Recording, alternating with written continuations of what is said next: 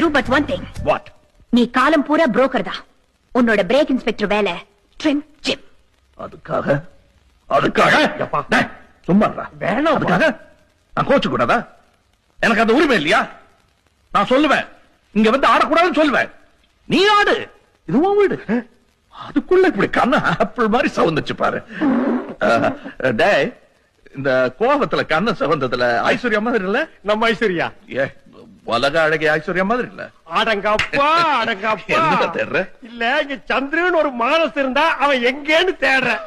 அப்பா, நான் கேட்டதுக்கு பதில் சொல்லப்பா. என்ன?